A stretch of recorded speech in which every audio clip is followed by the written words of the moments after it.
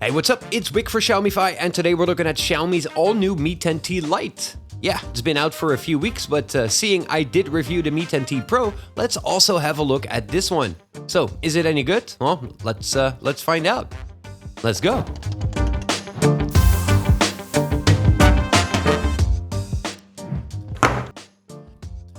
So in the box, we've got a SIM card ejector tool, a basic protective case, instructions and warranty booklets. And below that, we've got the Mi 10T Lite, a USB-C cable, and a wall plug. The Mi 10T Lite is 165 by 76 by 9 millimeters in size. It's got a 6.67-inch LCD display with a 120 Hz adaptive refresh rate. It's got a brightness of 450 nits.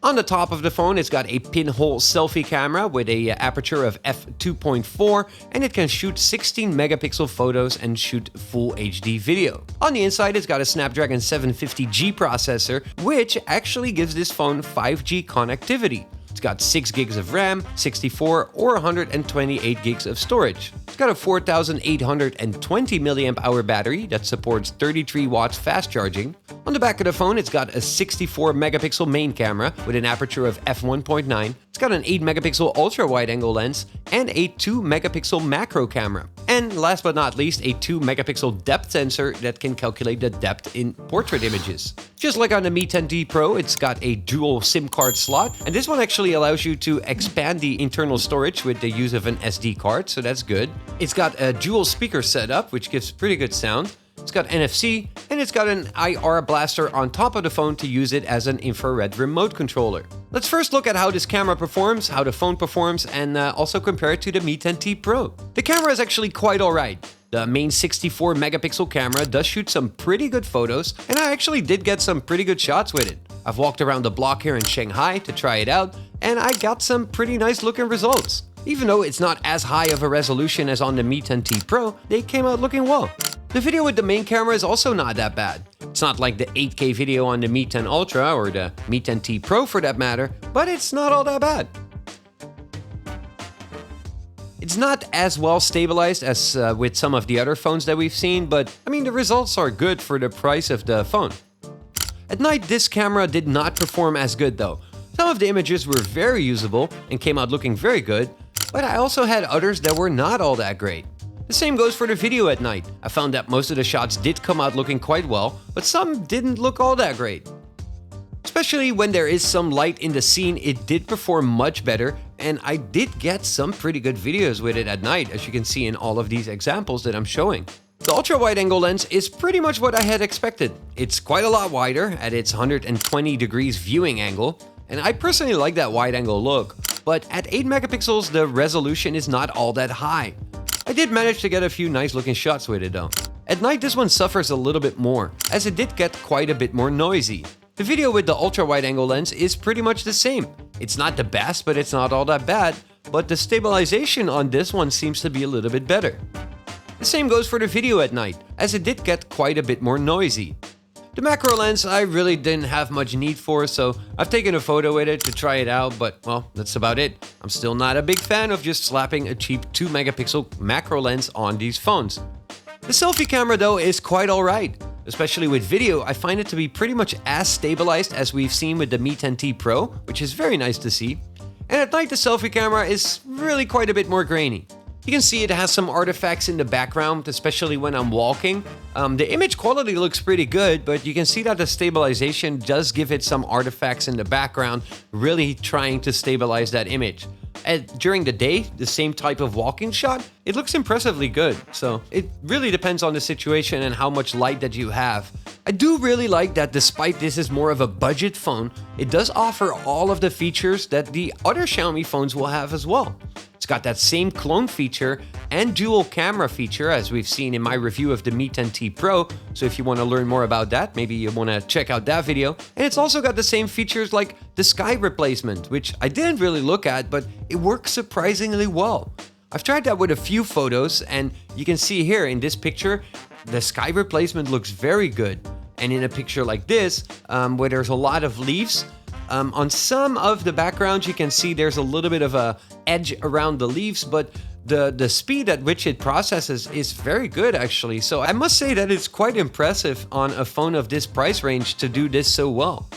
So now, how is it in performance? Well, even though it doesn't have that super spectacular 865 flagship processor, it did hold up very well with everything I've thrown at it. It manages to do well with all the daily tasks like Facebook and Instagram and all of that.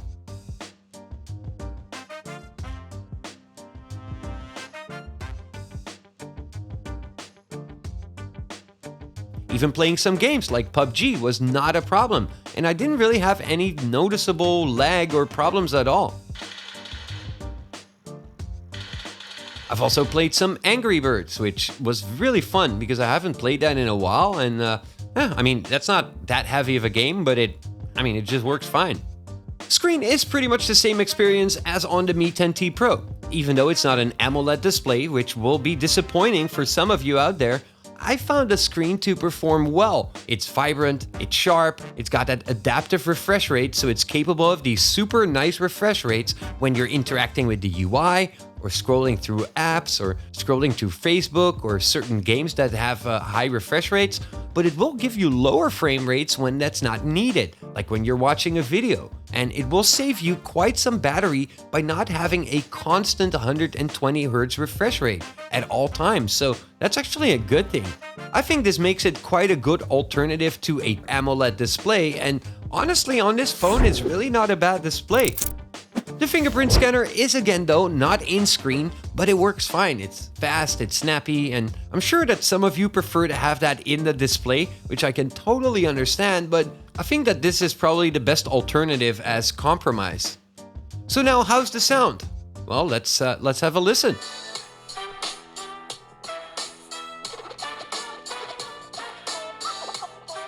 So the audio is really quite similar to most Xiaomi phones in this price range. It's nice to see that it's also got dual speakers, as it does give a much fuller and wider audio experience when holding the phone. The microphone is exactly like you would expect as well, so let's have a listen again. Hey, what's up? It's Wick for Xiaomify, and today we're looking at the Mi 10T LITE. Let's go. And yeah, that's pretty much like I expected. It's not all that bad. Not the best, but not bad. So how about the speed? Well, I've gotten the typical 500 up to 600 Mbps download speeds on Wi-Fi, and I've also gotten some pretty good results on 5G. 5G connection is really dependent on the district that I'm in here in Shanghai, but it's really nice to see the Mi 10T actually supporting 5G, and I had speeds that really blown my mind. I went up to 1 gig of download speeds, on average maybe 800 and 900 Mbps download speeds, which is very good, and the upload speed seems to be capped by my provider at around 100 Mbps, so I'm sure it goes faster, but those are the results that I got being here in Shanghai on my provider. So the speed was actually quite impressive. And the speed when using the actual phone is fine as well. It responds fast, it feels snappy with all the daily tasks that I've used it for, so for the average user, this thing is really just fine. Now, how does it stack up against the Mi 10T Pro that I've looked at last month? Well, there are surely some compromises on the LITE version, but there's also some things that I liked on this one. I mean, the battery's a bit bigger on the Pro, but not significant. The adaptive screen refresh rate is up to 144 Hz on the Pro, but up to 120 Hz on the LITE. The big difference though will be the processor, with the Snapdragon 865 in the Mi 10T Pro and the Snapdragon 750G in the Mi 10T LITE. Also the camera is quite a big difference. Got 108 megapixel photos on the main camera on the Pro and 64 megapixels on the LITE. Also 8K video on the Mi 10T Pro and 4K video on the LITE. They're both decent cameras for their respective price range though. The thing I like on the Mi 10T LITE is the option to have expandable storage through that SD card. I didn't have that on the Mi 10T Pro, and personally I actually like the color and the hand feel of the material on the Mi 10T LITE that I have here. Especially the blue-pink gradient on the model that I have here. It looks and feels pretty nice. The hand feel is great, and it seems to give me less fingerprints on the body as well if you happen to use it without a case. The price on the Mi 10T LITE is quite the difference as well though. The Mi 10T LITE came out in the Xiaomi store in Europe for around $279 or 299 euros for the 64 gig storage model, and around 329 or 350 euros for the 128 gig storage model. And that's really depending on where you get it, as the price will slightly differ per country. So it is quite a bit cheaper than the 600 euro price tag on the Mi 10T Pro. So my final verdict on the Mi 10T Lite is that it's actually an impressive phone. It's got a very attractive price tag, and for that price you get a very decent phone with 5G connectivity. It's got a decent processor, which is not the best processor on the market, but it's good enough for daily type of tasks. I managed to play some games on it. It's got a very high refresh rate. Never thought I would say it, but for an LCD display, I think it's actually a very good display. They could have went and used a very cheap AMOLED display, but instead they chose to go the LCD route and make it a much more impressive display with these adaptive refresh rates. So I think that's a good thing. The audio on the phone is very good. The speakers are very decent. I mean, if you have a lower budget and you want to get the most out of your phone, maybe even have that 5G connectivity, expandable storage, I think this is a very interesting phone to look at. So that is about it for the Mi 10T Lite, Xiaomi's latest lower mid-tier phone, I guess it is. What do you guys think? Is this the phone that you want to be picking up? Or do you prefer the Mi 10T Pro or any other model? Let me know what you guys think in the comment section below this video.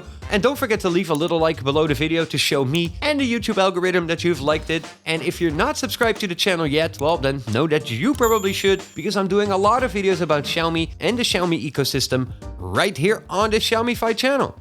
As always, thank you guys for watching, and I hope to see y'all soon. Peace!